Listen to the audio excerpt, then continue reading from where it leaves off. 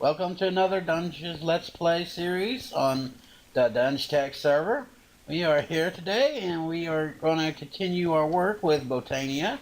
I have a few more things I want to kind of show you and everything, and then I want to kind of cover what I went over, what I did while I was gone. So it's going to tie into what recipes we got here and everything else. So yes, we're going to go ahead and get started right away. First thing that you're going to need for today, if you're following along, is I'm going to show you the Lexica Botania.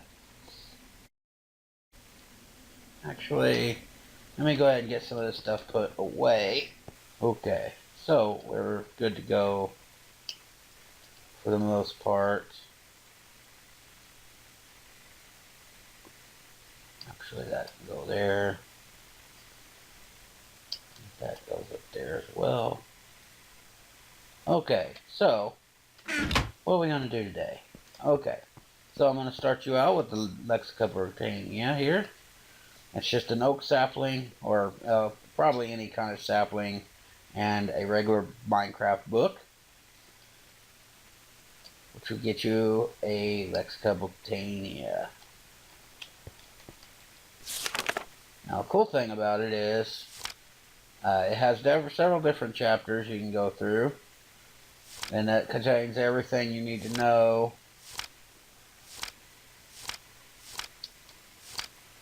It shows you everything you're going to need to know about Lexica Botania, or about Botania, and everything else. You got several different chapters here.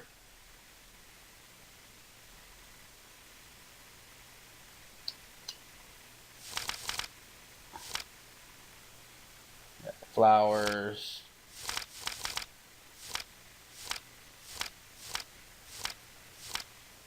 Mortal pestle for other stuff, and you know, the list goes on and on.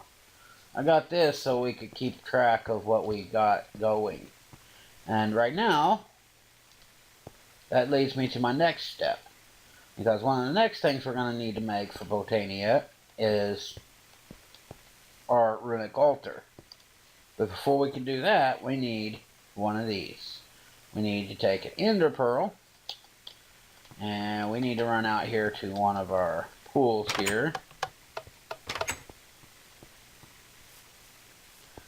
Cool thing about Botania is it allows you to manipulate magical energy and infuse that magical energy to make something new. Like, for instance, this mana pool here, it shows a check mark, which means it has enough mana to transmute this ender pearl here into something new. So we're going to go ahead and toss that into the pool here. And as you can see, I got myself a mana pearl. Cool thing. I don't know everything about that pearl, but I know that I'm going to need it for this runic altar. So we're going to go ahead and click on here. It takes 5 living rocks, just like you did for the mana pool, except it's upside down. And then you take a mana pearl and put it in the middle to get you a runic altar. Now we're not going to do all that right now because we've already got our runic altar built. So let me go ahead and put some of this stuff away. I'm going to put living rock back up and the mana pearl. We'll need that later, most likely.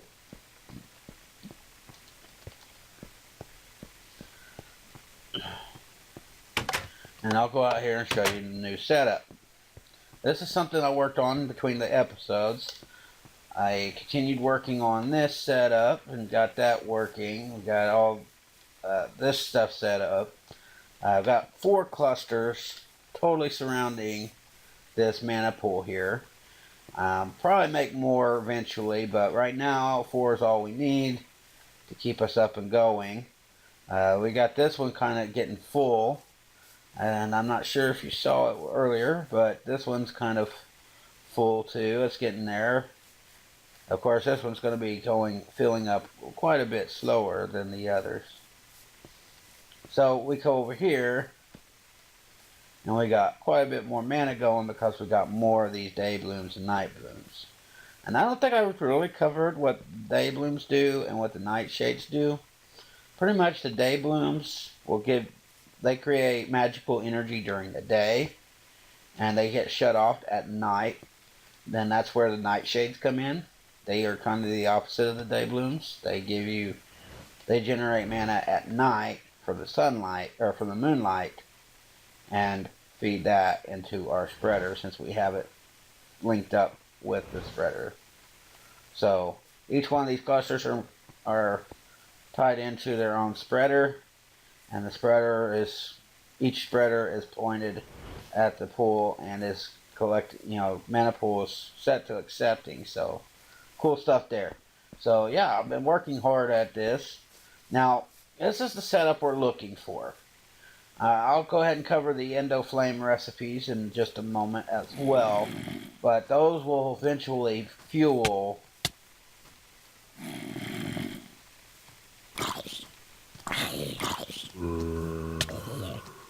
but these Endo Flames here will eventually fuel the runic altar. So cool stuff there, and I will show you this recipe in just a moment.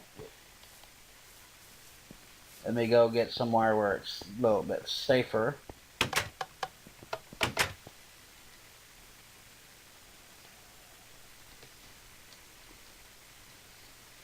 Okay, now we're back. Now that's a little bit safer to go outside. So, now that we've covered all of that, we're really gotta, okay, let's go into NEI.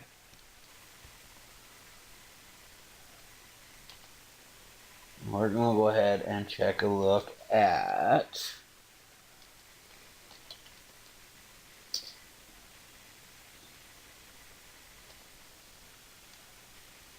this is the recipe for the Endo Flame.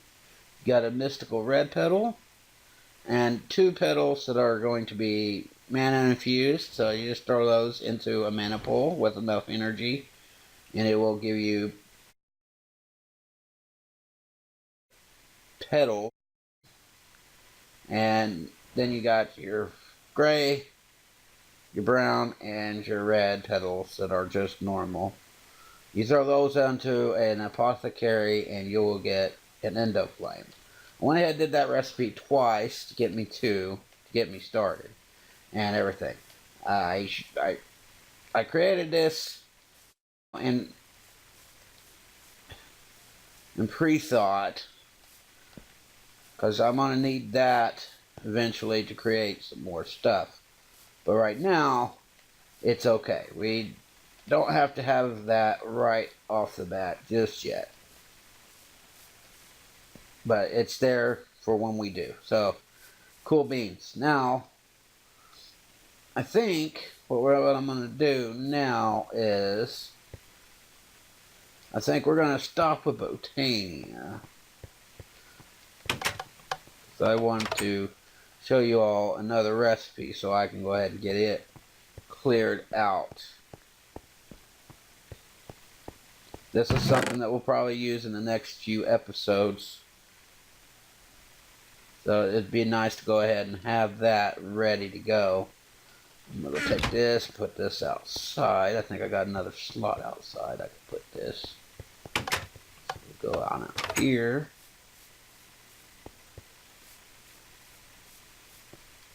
Yes. And there we go. Okay. So, pretty much we're going to cover this new recipe here.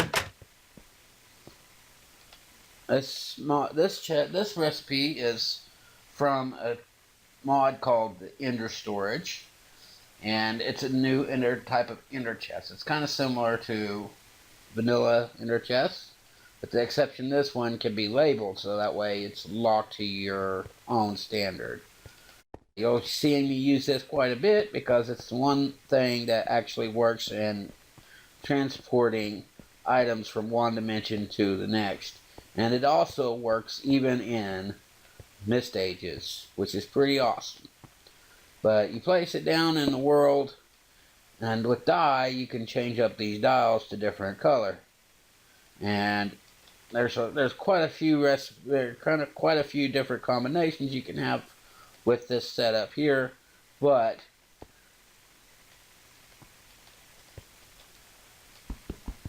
yeah. So anyways, so that's going to be coming useful in the near future. And I think what I'm going to do is I'll probably stick it over there.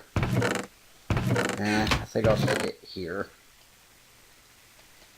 For now. I'll have to look for it later.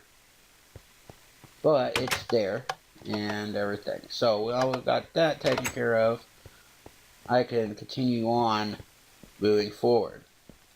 So I'm going to go ahead and get my inventory straight a little bit, do some pre-planning, and then come right back to finish up. So be back in a moment.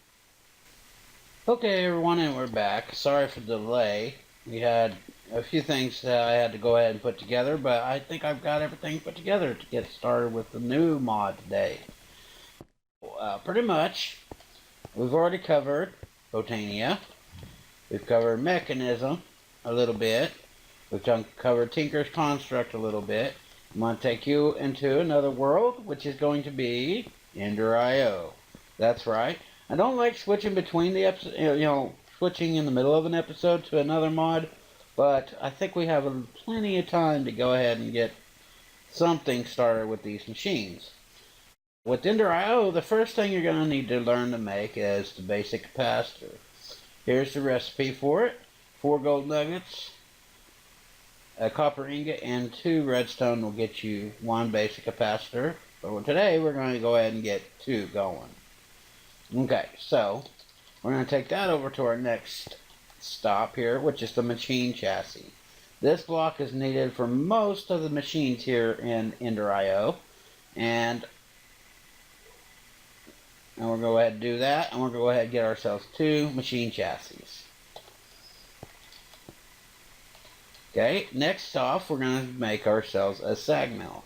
Sag mill is created just like this. 4 iron ingots, a piston, and 3 flint, plus a machine chassis will get you a sag mill. And our alloy smelter, it's crafted with 3 furnaces, 4 iron ingots, a cauldron, and a machine chassis. Yeah, I know that's a lot of ingots there, but it's well worth it in the end because this is a pretty cool mod. I kind of like it. It does use RF, and so our mechanism stuff will tie into it, I'm sure. And as you can see, we have ourselves our Tesseract here, which is set to our server power, so that way we always have power. And I have it wired up, so that way we can set our stuff here. We're going to start with the sag mill there, and our alloy smelter there. And as you can see, they're both getting power, so they're fully powered and ready to go. I'm going to go ahead and close this off for now.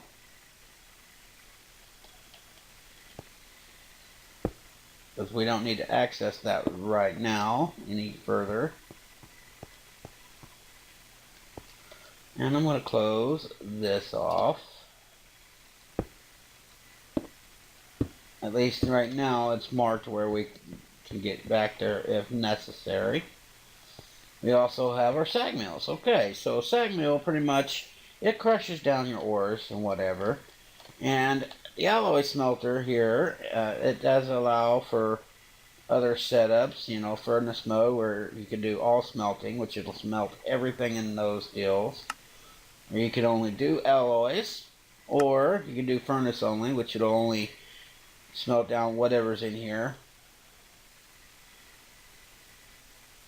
And those are your 3 different modes there.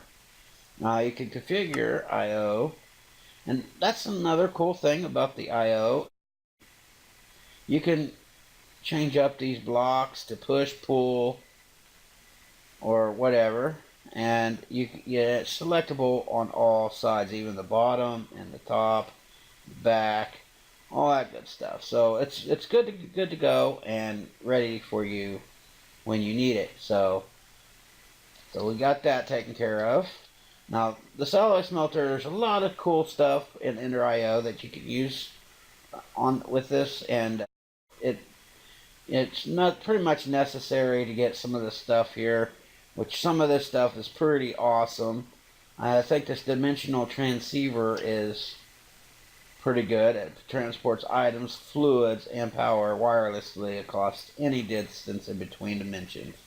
So they even have their own way of transporting items, fluids, and all that good stuff. We might get there before we get to our mass storage. I don't know yet, but we're gonna figure this one out. So furthermore, we're gonna try to cover quite a bit of this because there's something I really want to get deeper into, and some stuff that I want to really get from this mod. So we're just getting it set up for initially for now. We've got the sag mill, we've got the alloy smelter, great stuff there. And I guess I could have went and did more machines or whatever, but I just wanted to get that set up for now. Between the episodes, I might go ahead and do some more machines and get some more stuff set up. Maybe some automation, I don't know yet, but I'm going to prep up, and then I will show y'all what I've got. So no big deal there. I hope that this video has been entertaining, and hopefully y'all learned something a little bit. If not, or whatever, please let me know. Just help me try to help you, and I will try to do my best. So so if you like the video, please click like and subscribe. Check out the links and stuff in the description below. And give me some feedback. Let me know how I'm doing. If there's something else I need to explain in my videos, or if there's a different way you would like to see me do it, that's fine and dandy. I'm always willing and open for suggestions. So thanks again for watching, and as always, everyone, have a good one.